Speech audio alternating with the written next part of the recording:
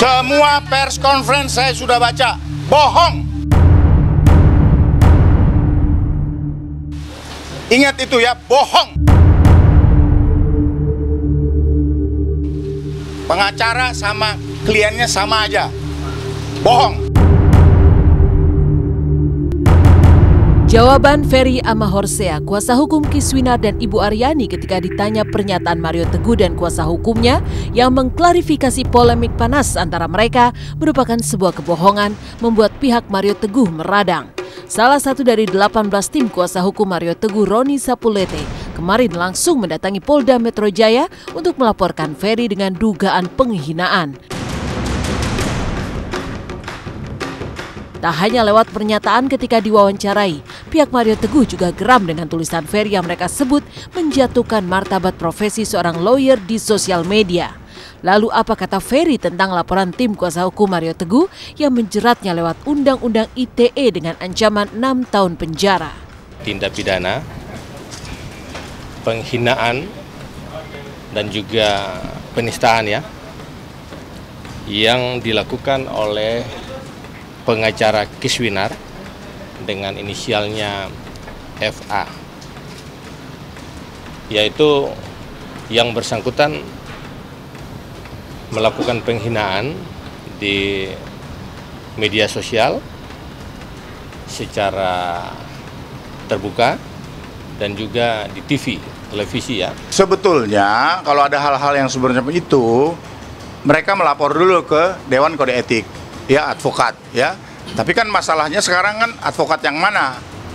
Ya kan, ada 3 peradi, terus ada KAI ada 2. Itu dulu seharusnya baru bisa dilaporkan ke Polda Metro. Bahwa penggunaan inisial dan tanpa penyebutan nama itu tidak bisa diterima. Kami disebutkan oleh yang bersangkutan bahwa yang bersangkutan mengatakan bahwa kami pengacara dan kliennya sama, pembohong, tidak beradab. Itu kan kata-kata yang menurut kami sesama advokat pengacara kan tidak pantas gitu ya. Karena apa, kami ini kan terikat dengan yang namanya kode etik. Mario Teguh, saya ingin katakan, ya kan, ketika dia menyampaikan itu, bahwa dia menolak Aryo Kiswinar Teguh secara siaran langsung, menyangkal bahwa Kiswinar bukan anak kandungnya, bukan anaknya, secara tegas diulang oleh Bayu Setiono. Apakah Kiswinar anak bapak? Bukan. Anak saya hanya Audrey dan Marco. Pasal 27 ayat 3, junto pasal 45 ayat 1, nomor 11 tahun 2008 tentang ITE dengan ancaman hukuman 6 tahun penjara. Apabila laporan itu tidak jalan, ya kan, tidak jalan, maka kita akan gunakan pasal 317 KUHP, memberikan laporan palsu kepada pejabat umum. Ancamannya juga cukup tinggi.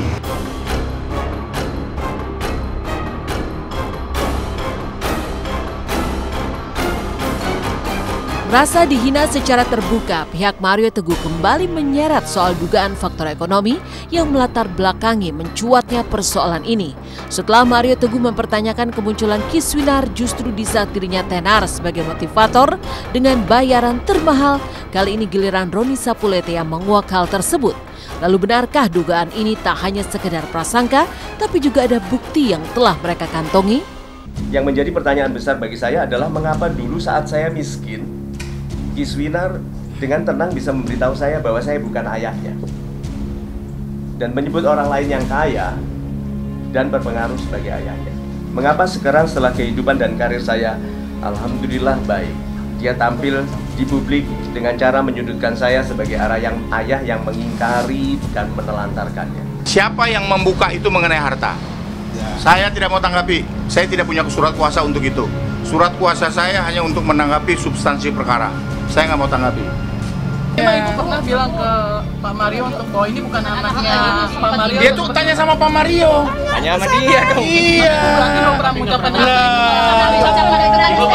Tanya ke sana, ya kenapa kok ngomong seperti itu, ya kan? Ya itu ranah saya adalah yang ada di saya dan saya tidak mau defensif. Terserah yang sana mau ngomong apa, toh nanti juga akan ada proses berikutnya, Mbak. Polemik panas antara kubu Mario Teguh dan kubu Ibu Aryani tak lagi terbatas pada persoalan jati diri Kiswinar semata. Sejumlah persoalan lainnya ikut terkuak seiring bergulirnya kasus ini di ranah hukum. Bahkan Aryani kini gencar berbicara soal dugaan tindakan kekerasan dalam rumah tangga yang dilakukan Mario Teguh terhadap dirinya. Lalu benarkah pihak Mario Teguh justru merasa ini sebagai bumerang untuk Ibu Aryani sendiri?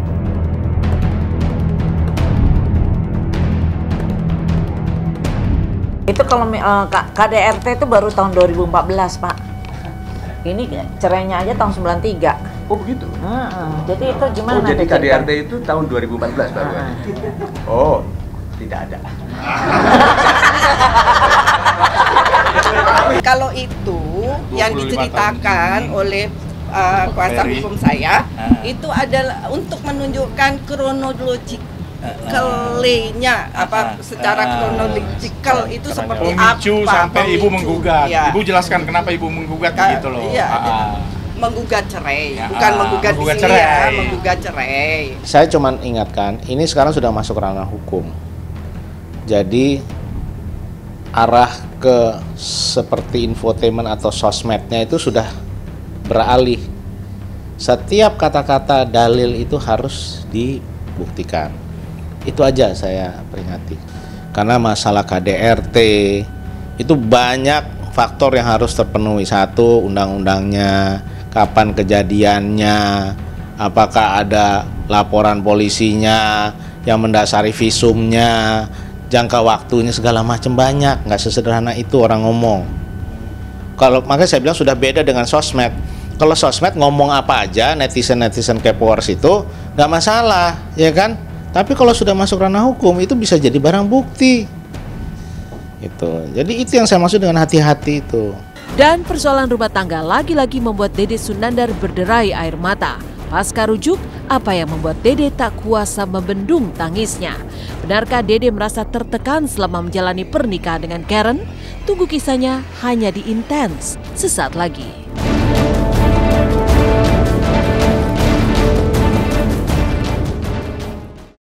Selamat pagi pemirsa, kembali lagi bersama saya Mila Rahmawati. Beranjak dari polemik Mario Teguh dan Kiswinar yang kian melebar, inilah tangis Dede Sunandar yang kembali pecah saat berkisah tentang bahtera rumah tangganya pasca rujuk. Apa sebenarnya yang membuat Dede kembali berurai air mata padahal ia sudah rujuk kembali dengan istrinya? Benarkah Dede mengalami tekanan dalam menjalani bahtera rumah tangganya bersama Karen?